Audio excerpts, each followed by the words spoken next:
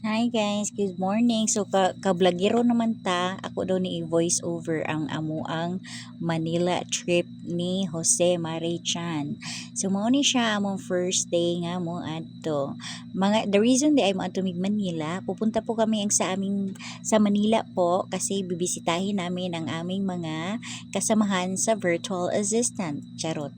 Yatay kakapoy ba ning vlog-vlog oy. Ako rin siya vlog guys kay akong ning i-upload sa YouTube for memory purposes. So bahala mo maminaw mo og dele.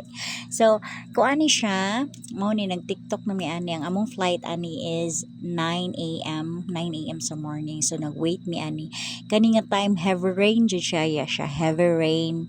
Naa daw ni katong sa to katong murag hapit na delay ang flight kay naay katong murag tornado ba to katong nakitaan sa lapu-lapu niya mingaw kayo ngano wala mo nag-travel guys charot.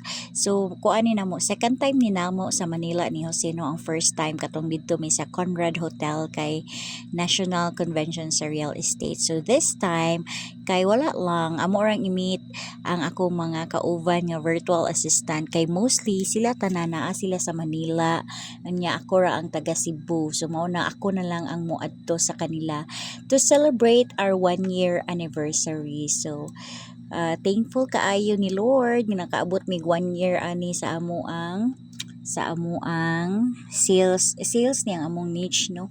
So tinaktakay gid ni siya every month but mao na ni ako na lang ni siyang nilarga na lang ko dito kay grateful nga murag himala ra siya nga nakaabot og 1 year. So thank you Lord for everything. Onya, nice kayo ni akong camera guys. O inutang ni Jose. Technovova man tingali ni iyang birthday gift. Nya giutang niya. So ayaw mo kahadlok anang utang-utang basta makabalo ra mo bayad okay ra na siya.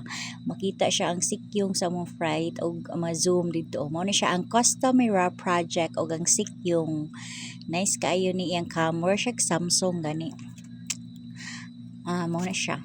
And then kani siya ang flight sa Manila mga 1 hour man ata. Nice kayo ang clouds, klaro kayo ang clouds guys. Paggamay day nako ba ganahan ko mo na. When I grow up, ganahan ko mo adto sa end of sa world ka para makahikap ko sa clouds. Mo na siya akong dream paggamay. Katong wala pa ko ni eskwela, mga 4 years old or 5. Ang akong pastime is mohangad sa langit, magtanaw sa mga forms sa mga clouds.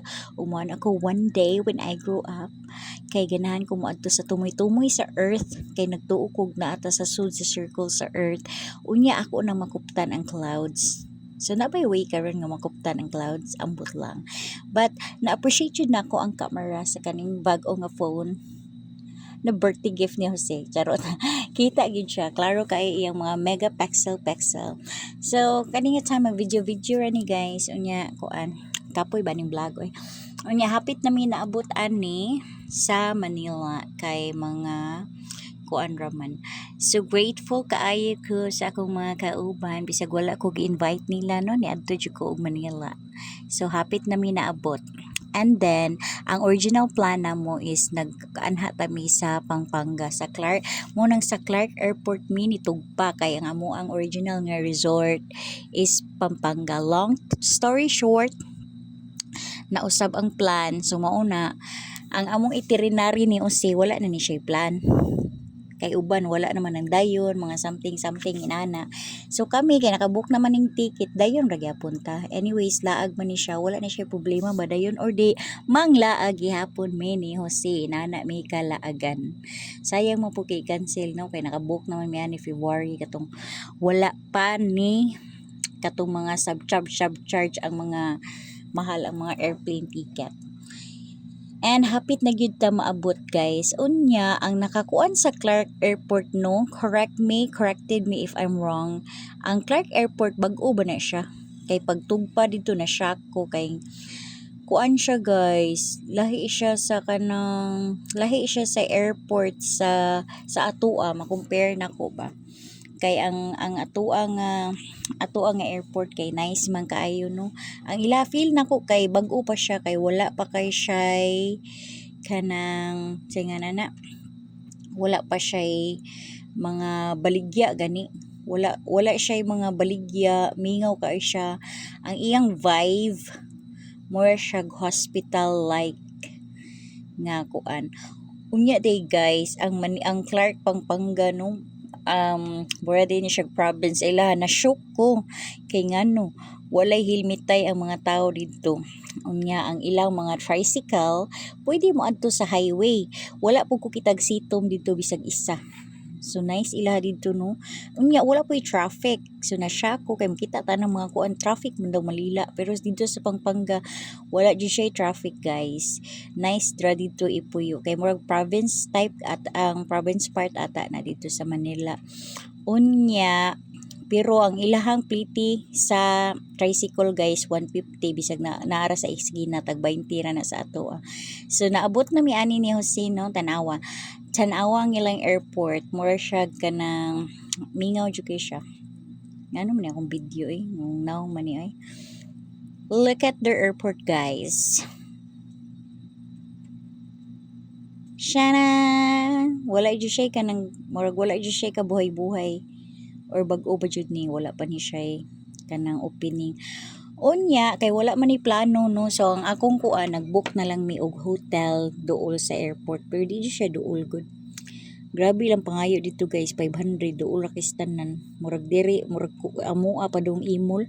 Nice kayo ilang electric car ilahang murag taxi dito sa airport niya 500 daw iyang pangayo pero case nagbook mi og Grab grabe wagi mo Grab the opportunity sa amo ang Grab dito kay layo daw anak tong driver nga kani daw ninyo makita project daw ni siya ni Duterte mura na siya ganang mga CCLX ba mga inana nice siya in fairness dito no walay traffic tungod daghan sila inana nga project kanang CCLX na amaze ko dito kay wala jud siya traffic dili ra ka ma-stress kung mo biyahe ka dito nya nagchika-chika mi aning kuya no ang ilahang balay dito no barato sa kaayo ambot ngano ni Cebu mahal man kaayo ang hirap mo mahalin Cebu ang ilahang balay dito tag 7k a month nya mga single detached na dito.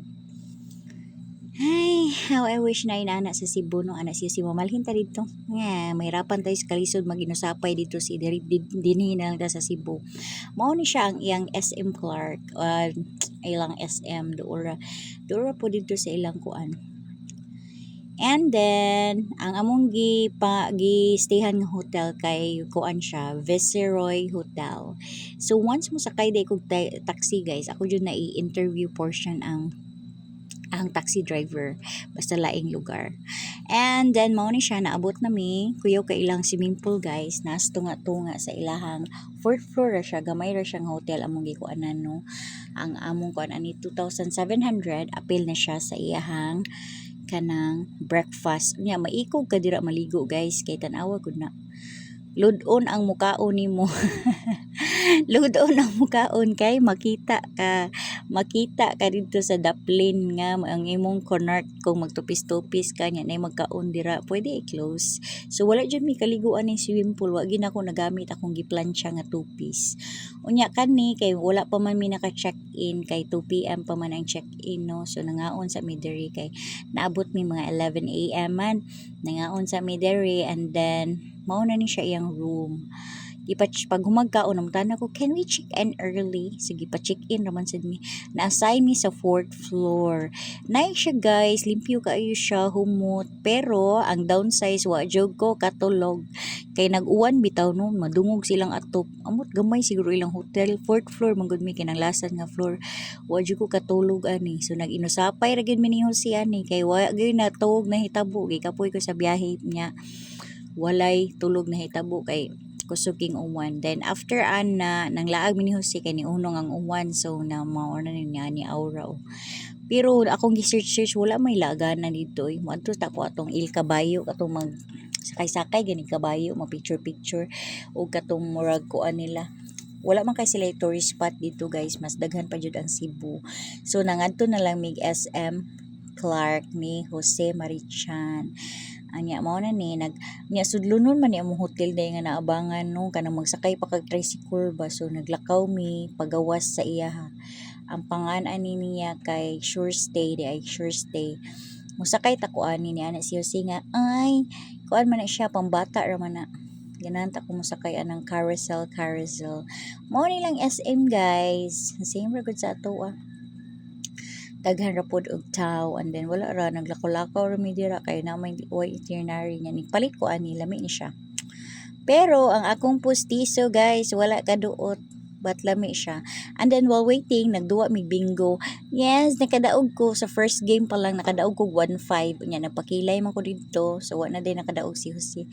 Unya ang ending wala mi kabaw mo sakay padung uli no. So ni naglakaw na lang ni Jose guys.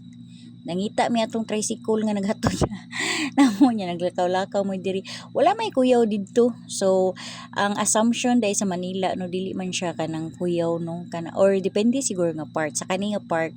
For me lang safe siya ang kaning Clark sa Pampanga niya. Mao ni amazing kayo, nakasakay may tricycle.